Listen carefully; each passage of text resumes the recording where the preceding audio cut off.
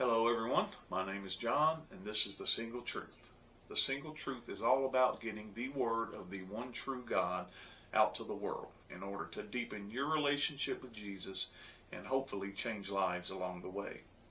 Now, one of the most basic things people associate with God is the Ten Commandments.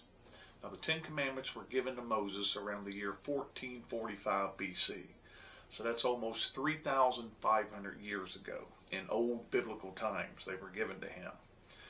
So, with that in mind, the question we're going to try to tackle over the next 3 to 4 episodes is, are the Ten Commandments still relevant today? And today we will go over the first 3 commandments. When I was growing up and going to school in the late 60s, all through the 70s and into the early 80s, the Ten Commandments were posted in public schools.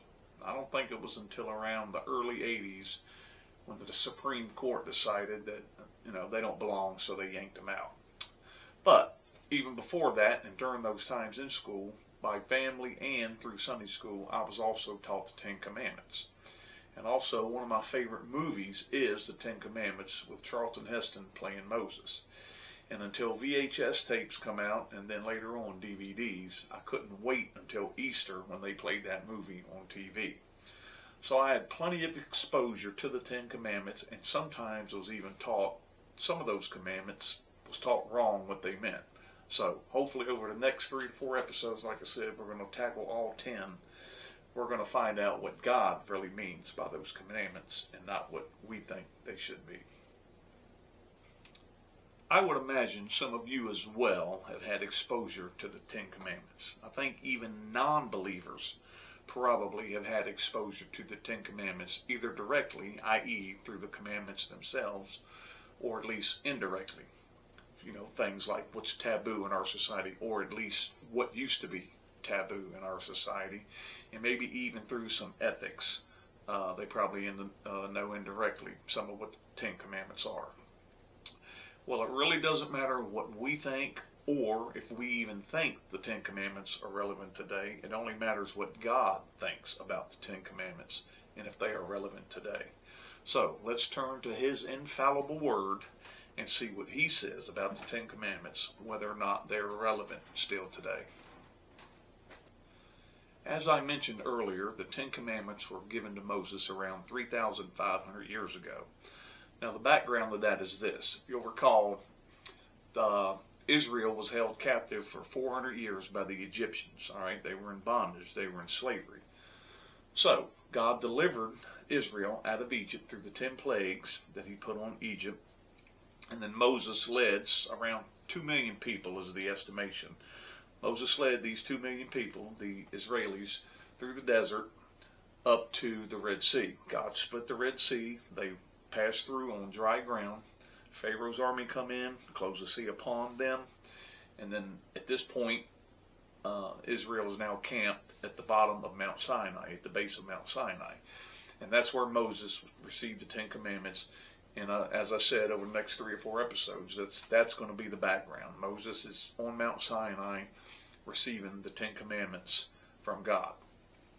Now, God gave Israel and us as well the Ten Commandments, not only to learn how to be obedient to Him, but also to expose what sin is, to show us what sinful behavior is. Because if we don't know what bad behavior is, i.e. sin, the Ten Commandments, how are we to know what good behavior is? So God gave these Ten Commandments to Israel and to us to teach us how to live more righteously. And that's what we're going to do, as I said, over the next 3 or 4 episodes, is to see if these 10 commandments that God set forth, if they still apply to us today. Okay, so we're going to read the first commandment right now. And remember, this is God speaking to Moses on Mount Sinai. And this comes Exodus, the book of Exodus, chapter 20 is where we're starting this. And God spoke all these words, saying, I am the Lord your God, who brought you out of the land of Egypt, out of the house of bondage. You shall have no other gods before me.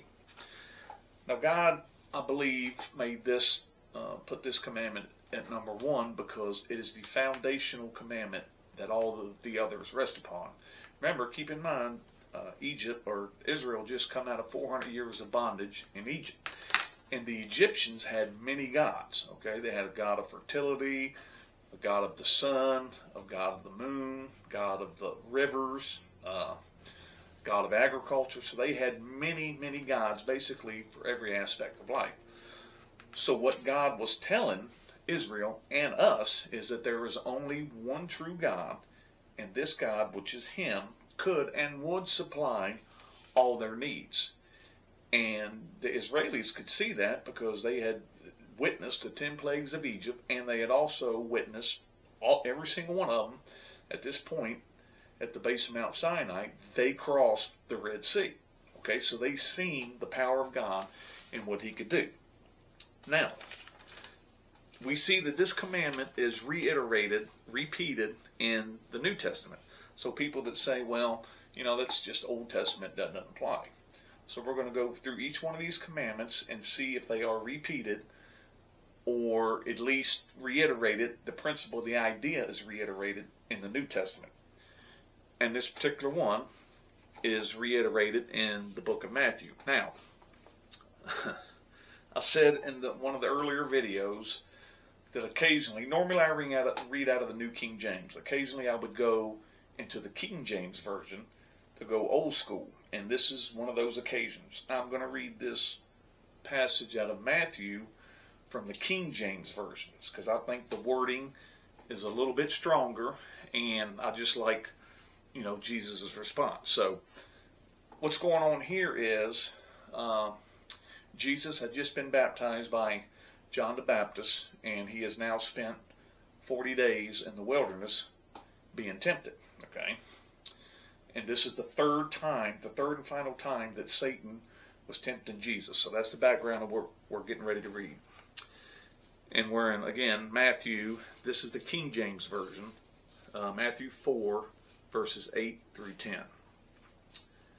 Again, the devil taketh him up into an exceeding high mountain, and showeth him all the kingdoms of the world and the glory of them, and saith unto him, all these things will I give thee, if thou wilt fall down and worship me. Now, here's the good part. I love this. Then saith Jesus unto him, get thee hence, Satan, for it is written, thou shalt worship the Lord thy God, and him only shalt thou serve. Now, this is basically Jesus telling Satan, get to stepping. Or the way I like to rephrase it, Satan, go pound salt. Because there's only one true God who we should worship, and there's only one true God, period, and that ain't you, Lucifer. That's why I love reading that out of the New King James, out of the King James. Okay, so the second commandment, again, all these commandments are coming out of Exodus chapter 20. And the second commandment, we're going to read in Exodus 20, verse 4, and the first part of verse 5. And here's what God says. You shall not make for yourself a carved image, any likeness of anything that is in heaven above, or that is in the earth beneath, or that is in the water under the earth. You shall not bow down to them, nor serve them. Okay, so what he's saying is make no likeness, no statues, okay? I mean, the Catholic religion, they have a statue of the Virgin Mary, okay? That is an idol. Okay, that people worship her, people worship the Virgin Mary, and people bow down to that statue. I have seen it. Okay, that's a no-no.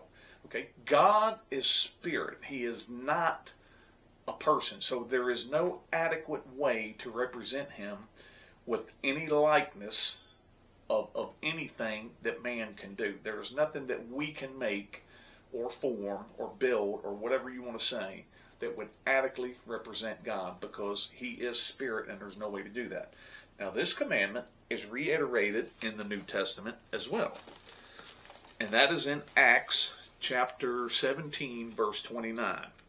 And it says this, therefore, since we are the offspring of God, talking about believers, we ought not to think that the divine nature is like gold or silver or stone, something shaped by art and man's devisings. So, we're told there in Acts You can't make anything, because we can't represent God with anything we make from stone, gold, silver.